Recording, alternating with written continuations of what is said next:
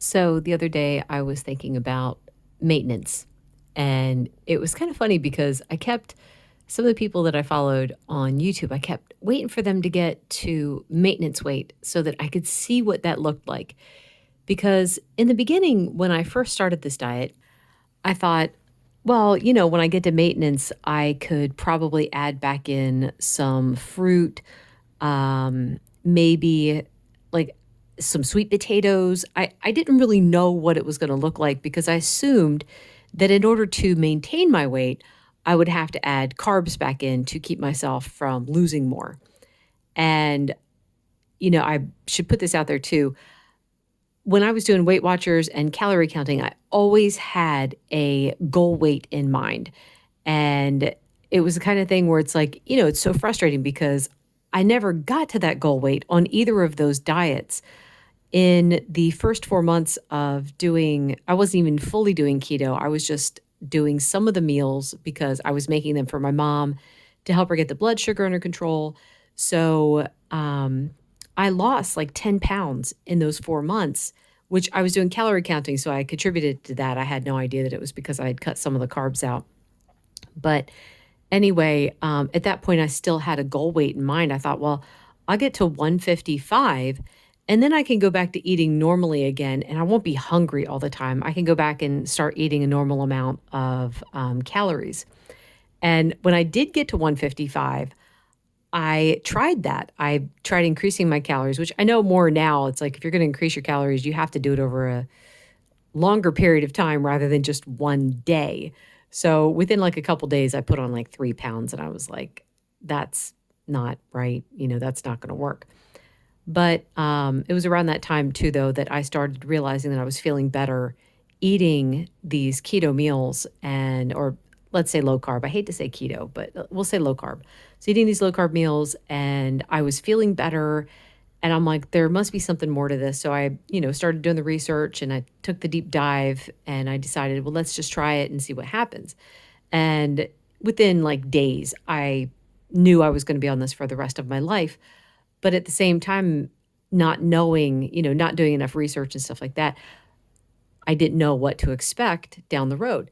Now, I got rid of the goal weight because I was like, I'm not doing this anymore for a goal weight. I'm not even doing it to lose weight. I'm doing it because dang, I feel good and I want to keep feeling good.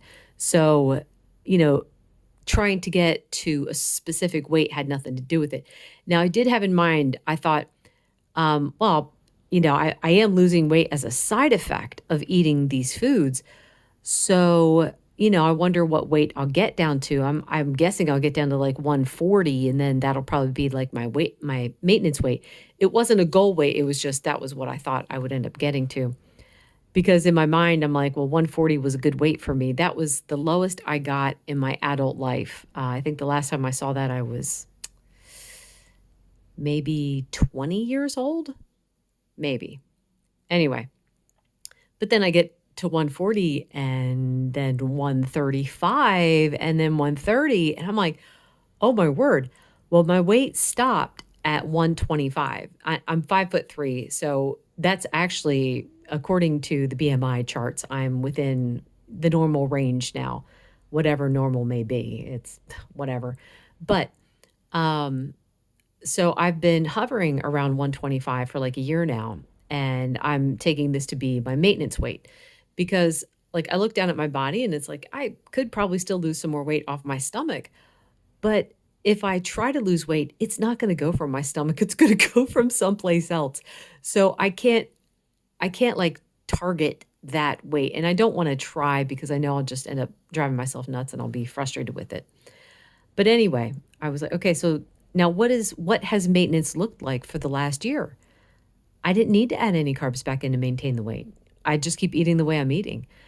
What I've learned is that your body, when you're eating keto, your body will find an equilibrium weight where it's like, this is the weight that it's happy at. Even like a couple months ago when I got the stomach flu, I got down to 121 and my face was so skinny. My eyes were sunken in, because I was in ketosis before I got sick that I had like 2 days of not eating anything. So, I mean, I dropped weight fast. And I did have to eat some carbs. Well, I hate to say I had to eat it. I ate some fruit during those few days to get my weight to stop dropping because I didn't want to keep going. And I knew I looked sick. So I ate some carbs. I got up to 123. Now I'm back at like around 125. So anyway, 125 seems to be the weight that my body is happy at. But I maintain it by just eating the same as I did when I was losing weight. I'm not eating less. Well, I'm probably eating a little bit more. My fat content and my protein's a little bit higher. But yeah, I didn't have to add carbs back in to help me maintain my weight. And I thought that that was pretty interesting. Also interesting to me is the fact that all the struggles are still there. Um, I had this mentality before I started this diet. Whenever we'd go out, I wanted a treat. And it was like muscle memory. So anytime we'd go out after I started this diet, I wanted to get a treat. We go grocery shopping, I want to get a treat. And I'm like, that is still something that I feel. I feel that pull every single time we go. Now, I don't get anything. I had hoped over time my system would stop with that it would give up, but it hasn't. So I just keep going and I ignore it. And, it's like, yeah, of course I want a treat, but I'll have a cup of coffee when I get home. And that's what'll get me past it. So I mean, even at maintenance, I'm still having that struggle. And there's still the temptation of if I do have a treat, so it's usually never just one day. I might have a keto treat on one day, and then the next day I'll be cooking something for my husband, like a keto dessert or something like that for my husband, and I will want to have some of that, and I might have some. It's usually like 3 days. It takes like 3 days, and then I'm like, I have to put the brakes on and say that's it.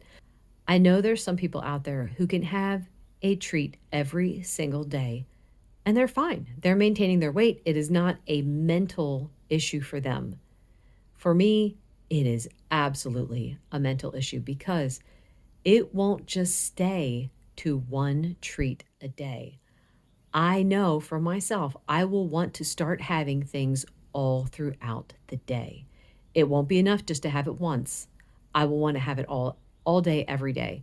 And there would be the entitlement issue too of like, well, I get to have a treat today.